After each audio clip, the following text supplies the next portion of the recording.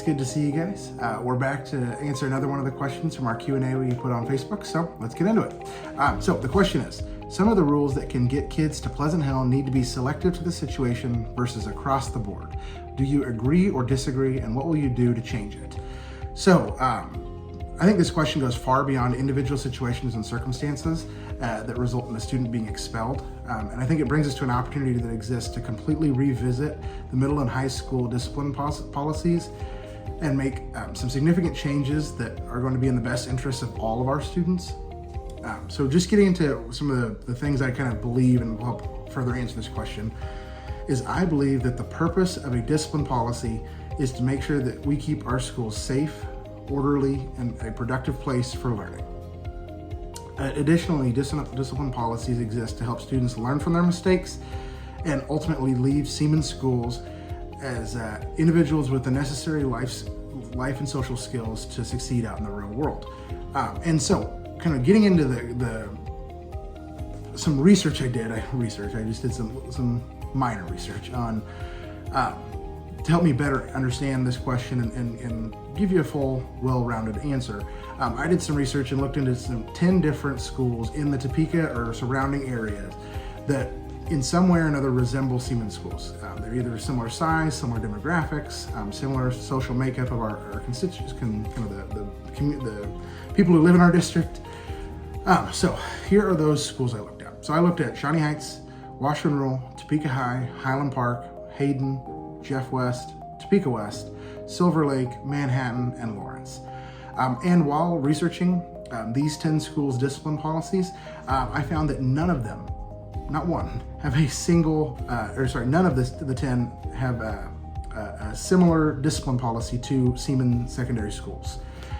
And if you didn't know, Seaman, both middle and high school, use what's called a disciplinary point system. And the thing to understand when it comes to this disciplinary point system is that when a student violates the rules, they are subject to consequences, including things like detentions, in-school suspensions, out-of-school suspensions, and expulsions. However, how they earn those consequences is through a point system. And this point system, after looking at it, it seems awfully arbitrary and kind of moves back and forth between harsher penalties to less harsh penalties. And so just for example, bullying. Bullying has a point value between 2 and 24 points. That's an incredibly wide variance and a very vague variance. It is not very well defined when it comes to what would earn you 2 points versus what would earn you the full 24. As well as lunchroom violations, things like leaving your lunch tray out or not picking up after yourself or whatever the lunchroom violation is, that can earn you between 2 and 12 points. Which those numbers may seem, like I said, you may have no understanding of where exactly those points land you. When a student typically reaches 24 points, that is when they are recommended for expulsion. So, if elected to the school board, I would really like to take a hard look at some of the discipline policies in the student handbook before the next school year, the 2024-2025 school year, to hopefully make some revisions. Personally, I would like to completely get rid of the arbitrary point system in favor of a tiered discipline system or a discipline system that has no tiers and instead focuses more on detailed and specific, that is more detailed and specific in outlining the continuum for possible consequences for each behavior infraction. Things that take individual behaviors into consideration opposed to lumping all of behaviors within a category into a singular kind of point variation.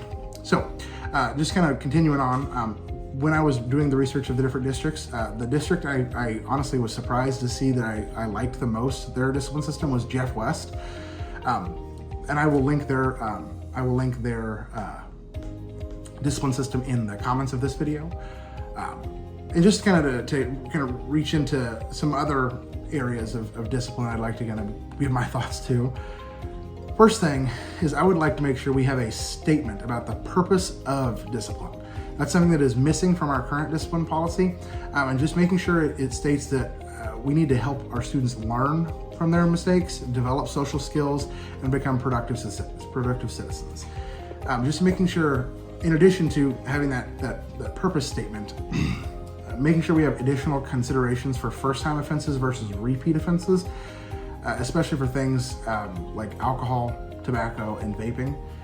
Kids do dumb stuff, and I don't think we should allow them to get away with dumb stuff, but I think we should take into consideration when a kid makes a dumb mistake versus a kid has harmful intent behind a mistake they made, and giving them proper second chances.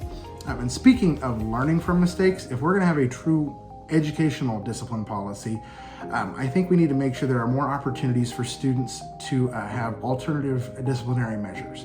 Things like restorative practices and learning projects. For example, having students have meaningful conversations with the person they harmed. Or having a student, if they get caught vaping, they write a several-page paper on the harmful effects of vaping or alcohol or whatever the infraction is. And the reason why I think those are important is because we want kids to learn why what they did is wrong and how they can better fix it or better avoid to do it again. And if we aren't teaching these kids ways to correct that behavior, we just instead punish them through things like a detention or an ISS or whatever the means is. What are they learning? How do we know they're learning what they're supposed to from that kind of instilling of those practices? So making sure we really emphasize relationships and positive reinforcement, not punitive measures. And so kind of getting to our last couple points. When disciplining students, we need to make sure we consider their intent behind why they did what they did. There's a big difference between a kid bringing a switchblade to school with the intent of harming someone versus a kid who brought a pocket knife to school in his backpack. He didn't mean to, forgot it, had it in there over the weekend, and shows up into his first hour on Monday and realizes, oh crud, I left my pocket knife in my backpack. There's a big difference between the intents of those two students.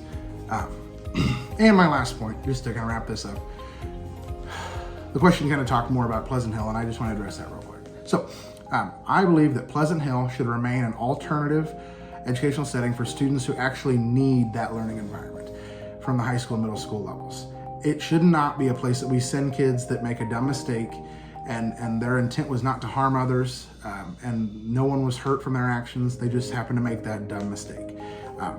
Pleasant Hill has its purpose and has students that desperately need that situation. We don't need to put kids there that don't actually need that situation. They just happen to make a dumb mistake. So hopefully that wrapped up my thoughts pretty conclusively, and hopefully you guys have a good night. Thanks, guys.